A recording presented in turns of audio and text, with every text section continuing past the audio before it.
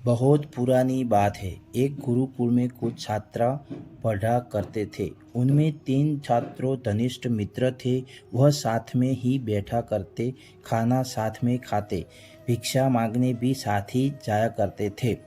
उनकी मित्रता काफ़ी घनिष्ठ है, यह बात सब जानते थे। यहाँ तक कि गुरुकुल के शिक्षकों तक को ये बात ज्ञान थी।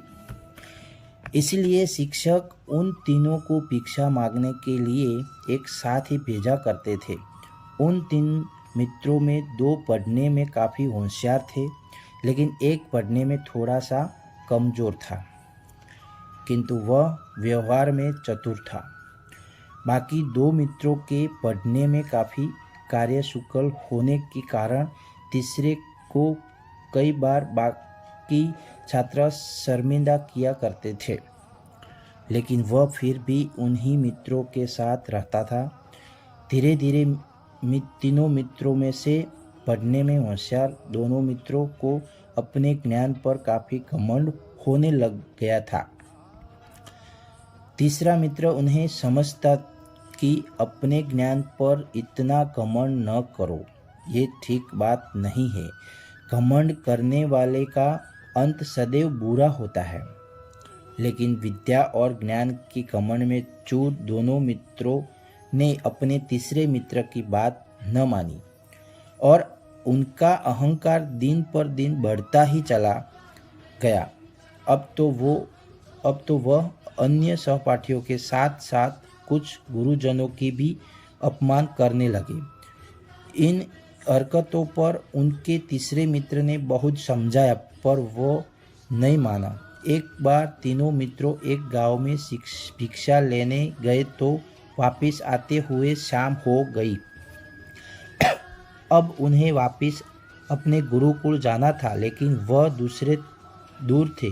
तो उनमें से पहला ज्ञानी मित्र बोला कि क्यों न जंगल में से चले, हम जल्दी पहुंच जाएंगे और उसी रास्ते से गए जिसे आए थे, तो पहुंचते पहुंचते रात हो जाएगी। दूसरे ज्ञानी दोस्त ने भी कहा, मैं हाँ मिला दी। तीसरे ने कहा कि जंगल में बहुत से जंगली जानवर रहते हैं, वहाँ से ज्ञान जाना ठीक न होगा। हम जहाँ से आए थे वहीं से जाते हैं, वही सही रास्ता है। लेकिन उसके बाकी ज्ञानी और विद्या के घमंड में चूर मित्रों ने तीसरे की एक न मानी और जंगल के रास्ते से चल पड़े। मजबूरी में तीसरे दोस्त को भी उनके साथ चलना पड़ा। चलते चलते वह घने जंगल में जा पहुँचे। काफ़ी देर चलते हुए हो गई थी। अंत उन्होंने थोड़ा आराम करने की सोची और एक गुफा के समीप पड़े बड़े से पत्थर पर बैठ गए। तभी उनमें से एक ज्ञानी मित्र की नज़र एक हाड़ पिंजर पर पड़ी। वह हड्डियाँ काफ़ी पुरानी और सड़ी गली सी थी। उन्हें देख वह बोला कि ओह, लगता है इसे किसी जानवर ने खाया है, इसीलिए इसके प्राण चले गए। मैं चाहूँ तो अपनी विद्या से इसके शरीर को पहले जैसा कर सकता हूँ, लेकिन फिर भी इसे जिंदा नहीं कर पाऊंगा।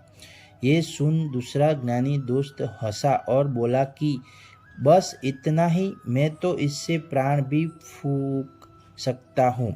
ये सुन तीसरा दोस्त बोला, गलती से भी ऐसा न करना, मुझे तो इसके दांत देखकर ये कोई शिकारी जानवर जान पड़ता है।